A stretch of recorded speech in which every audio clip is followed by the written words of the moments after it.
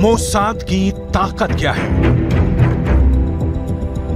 Israel की इस खुफिया एजेंसी की दहशत दुश्मनों के खेमे में क्या होती है?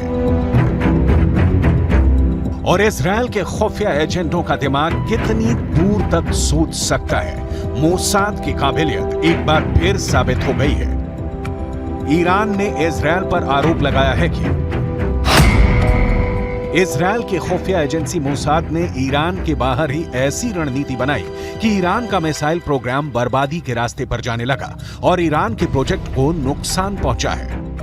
यह पूरा मामला क्या है? आखिर मोसाद ने ऐसा क्या किया है कि ईरान गुस्से से कांप रहा है? यह पूरी दिलचस्प कहानी हम आपको बताने वाले हैं। इसके अलावा इजरायल और ईरान का टेंशन यूक्रेन के युद्ध को भी प्रभावित कर रहा है।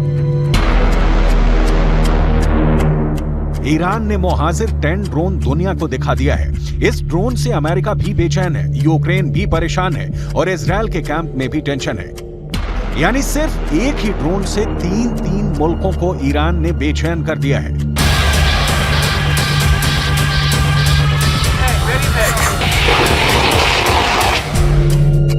अभी कुछ महीने पहले ही ईरान ने हाइपरसोनिक मिसाइल को लॉन्च करने का दावा भी किया था। तब ईरान की सरकार का जोश इतना हाई हो गया था कि तेहरान के चौराहे पर एक बोर्ड भी लगवा दिया गया था, जिसमें कहा गया था कि इजरायल के शहर तेल अवीव को खत्म करने के लिए अब सिर्फ 400 सेकंड चाहिए।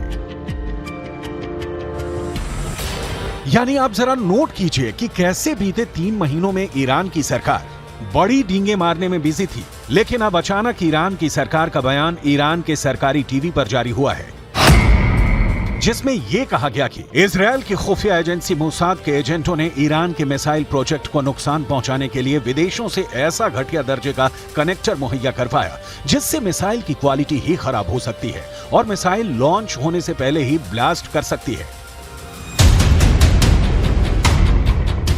ये मोसाद का बहुत तगड़ा बदला है, क्योंकि जब ईरान दुनिया को अपनी ताकत दिखाने की कोशिश कर रहा था, उस वक्त मोसाद अंदर ही अंदर ईरान के मिसाइल कार्यक्रम की जड़ें काटने में लग गया था। 6 जून 2023 को ईरान ने फतेह हाइपरसोनिक मिसाइल दुनिया के सामने पेश की थी। 3 जून 2023 को ईरान ने यह घोषणा कर दी कि वो इस मिसाइल को युद्धपोत पर तैनात करने जा रहा है। यानी सिर्फ 1 महीने से कम समय में ईरान ने पूरी दुनिया को चौंका दिया था।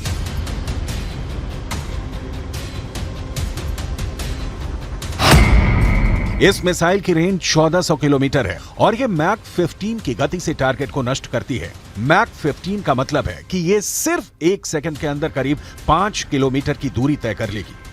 इस हिसाब से ईरान इराक बॉर्डर से 1287 किलोमीटर दूर इजरायल तक पहुंचने में इस मिसाइल को मात्र 257 सेकंड लगेंगे। यानी यह मिसाइल सिर्फ 4.5 मिनट के अंदर इजरायल को हिट कर देगी। और इसी को काउंटर करना ही इजरायल की सुरक्षा एजेंसियों के लिए एक बड़ा टारगेट भी था। आज से 2 महीने पहले जब यह खबर आई थी कि ईरान हाइपरसोनिक मिसाइल का परीक्षण कर रहा है, तभी पूरी दुनिया में मौजूद मोसाद के एजेंटों ने अपना काम शुरू कर दिया।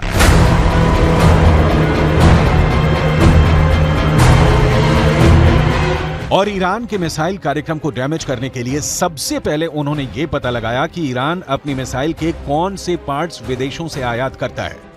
पता ये लगा कि ईरान मिसाइलों में लगाए जाने वाले कनेक्टर को विदेशों से आयात करना चाहता है। इसके बाद मोसाद के एजेंटों ने बड़ी ही चालाकी से ईरान की सरकार की डील ऐसे एक्सपोर्ट से करवा दी जो बेहद घटिया कनेक्टर बनाते हैं। ईरान ने ये कनेक्टर खरीद भी लिए, क्योंकि ईरान ने इसकी तस्वीरें भी अपने सरकारी टीवी पर दिखाई। यानी मोसाद ने बिना ईरान के अंदर घुसे ईरान को 2 तरीके से नुकसान पहुंचाया। ईरान को मिसाइलों के सौदे में आर्थिक नुकसान हुआ और उसका मिसाइल कार्यक्रम भी आंशिक रूप से घाटे में आ गया। सबसे बड़ी बात यह कि इससे उल्टा ईरान के सैनिकों को ही नुकसान पहुंच सकता है, क्योंकि खराब कनेक्टर की वजह से लॉन्च होते ही ऐसी मिसाइलें ईरान के अंदर ही फटकर ईरान के लोगों को ही नुकसान पहुंचा सकती हैं। दरअसल मोसाद ने यह जाल इसलिए बिछाया क्योंकि ईरान लगातार 2 तरीकों से अपनी ताकत दिखा रहा है। पहले तो ईरान के सप्लाई किए गए ड्रोन से यूक्रेन में तबाही मचा दी गई। इससे अमेरिका और यूक्रेन को झटका लगा। और दूसरी बड़ी बात यह भी है कि ईरान ने हाइपरसोनिक मिसाइल बनाने का दावा कर दिया।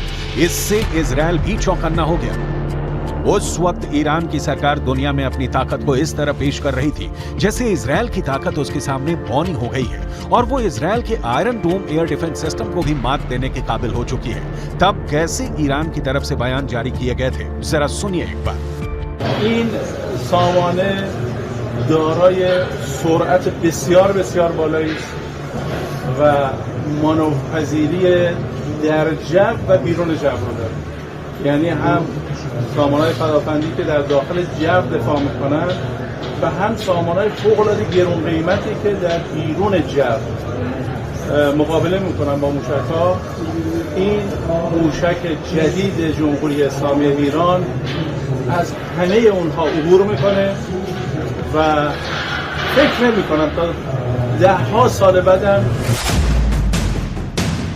उस वक्त इजरायल के रक्षा मंत्री योव गैलेंट ने ईरान के दावों को खारिज करते हुए कहा था कि मैंने सुना है कि हमारे दुश्मन उन हथियारों के बारे में शेखी बघार रहे हैं जो वो विकसित कर रहे हैं। हमारे पास ऐसे किसी भी विकसित हथियार के लिए और भी बेहतर जवाबी हथियार है। चाहे जमीन पर, हवा में या समुद्री क्षेत्र में, इजरायल जहां भी हमला करेगा बेहतरीन जवाब मिलेगा।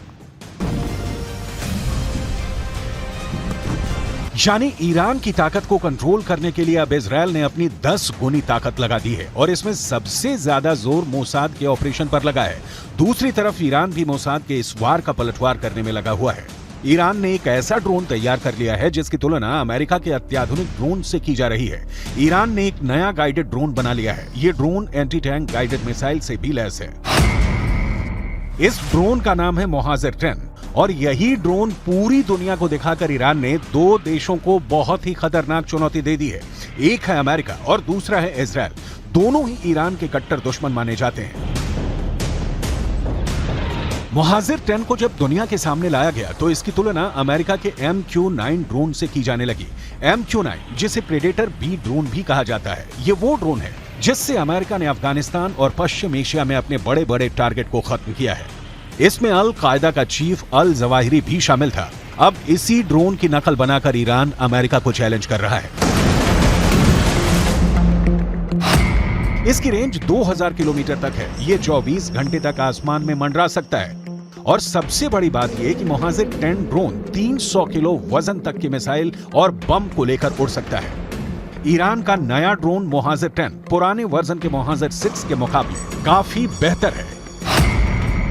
ईरान और इजरायल की दूरी 1800 किलोमीटर है और ईरान का दावा है कि मोहाजिर 10 2000 किलोमीटर की रेंज तक हमला कर सकता है। यानी ये एक तरफा उड़ान भर सकता है और वहां एक कामिकाज़े ड्रोन की तरह हमला कर सकता है।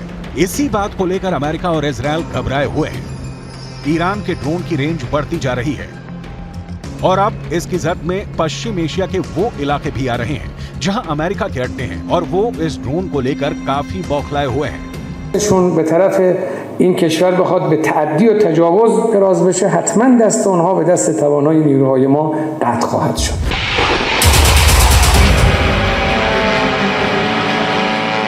کار ما رو به نحوی این کاری که در صنایع نظامی و دفاعی انجام شده قرار داده که امروز بسیاری از کشورهای منطقه و دنیا نگاهشون به ما کاملا عوض شد. دیروز به عنوان یک کشور مصرف کننده و محتاج نگاه دیگران، امروز به عنوان یک کشور تولید کننده و به عنوان یک کشوری که میتونه بالاترین سخنها رو در صنایع دفاعی و نظامی داشته. लेकिन एक सवाल का जवाब आज भी नहीं मिल पाया है कि जब रूस के पास मिसाइल्स के सबसे अच्छे कनेक्टर्स मौजूद हैं, तो आखिर ईरान को किसी और देश से कनेक्टर्स को इंपोर्ट करने की नौबत क्यों आई? इसके बारे में कुछ एक्सपर्ट्स का यह कहना है कि रूस के हथियार गोदाम में मिसाइलों का अकाल पड़ रहा है क्योंकि युद्ध के 500 से ज्यादा दिन बीत चुके हैं और ऐसे में मिसाइलों को बनाने के लिए सबसे पहले रूस को ही कनेक्टर्स की जरूरत है और वो अब ये कनेक्टर्स किसी से भी एक्सपोर्ट नहीं करना चाहता है।